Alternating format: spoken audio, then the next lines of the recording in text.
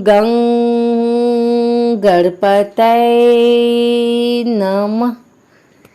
आज बुधवार के दिन आइए सुनते हैं गणेश जी की यह कथा, जिसे किसी भी व्रत या अन्य किसी कथा को सुनने के बाद अनिवार्य रूप से सुना जाता है।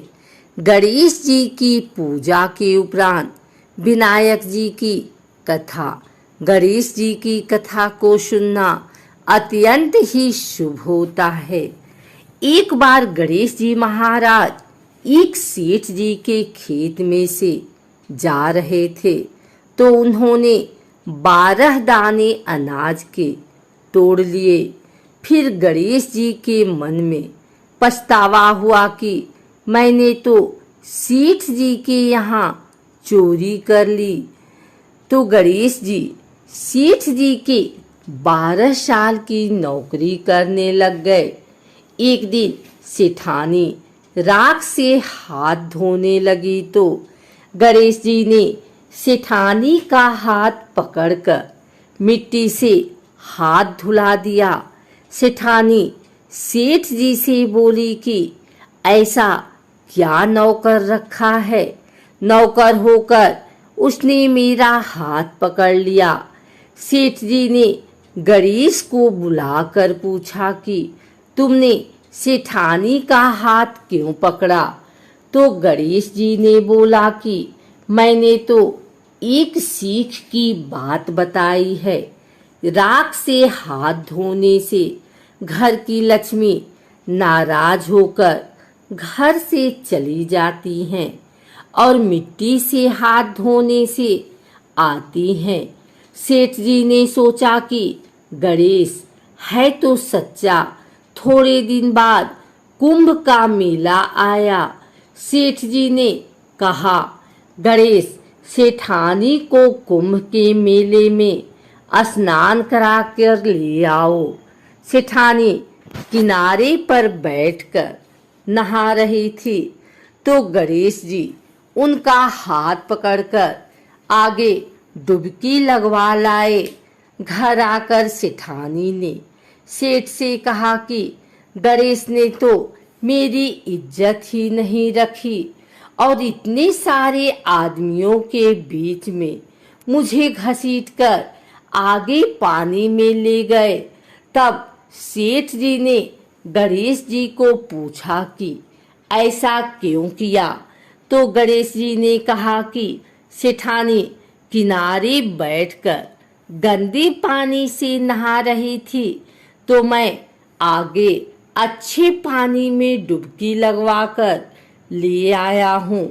इससे अगले जन्म में बहुत बड़े राजा और राजपाट मिलेगा। सेठ जी ने सोचा कि गणेश है तो सच्चा। एक दिन घर में पूजा पाठ हो रही थी, हवन हो रहा था।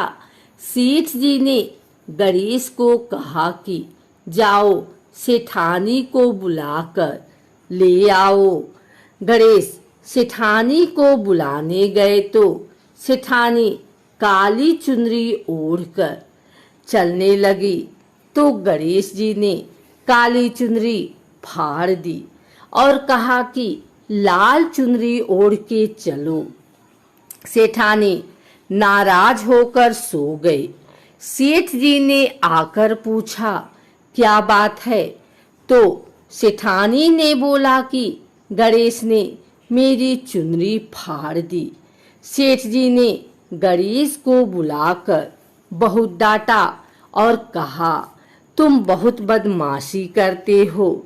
तो गणेश जी ने कहा, पूजा पाठ में काला वस्त्र नहीं पहनते हैं, इसलिए मैंने लाल वस्त्र के लिए कहा।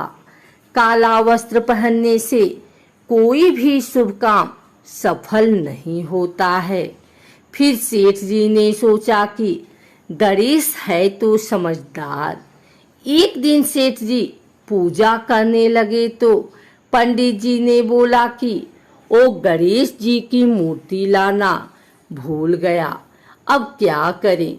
तो गणेश जी ने बोला कि मेरे को ही मूर्ति बनाकर विराजमान कर लो, आपके सारे काम सफल हो जाएंगे।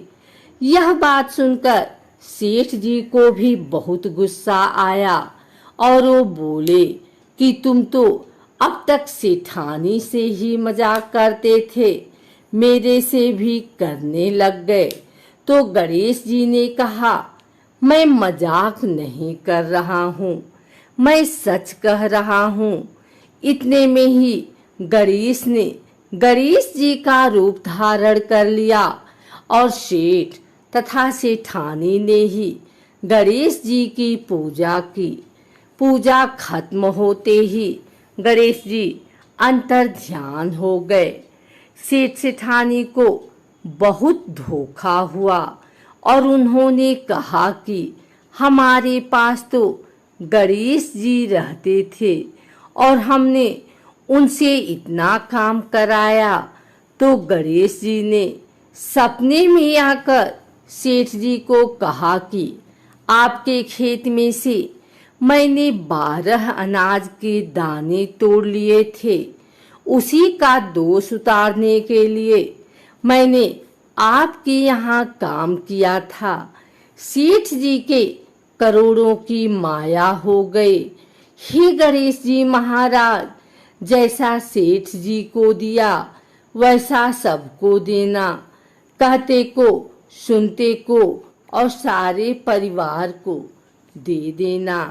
बुधवार का दिन व्रत रखने के लिए उत्तम माना गया है। इस दिन बुधदेव के साथ भगवान गणेश की पूजा की जाती है।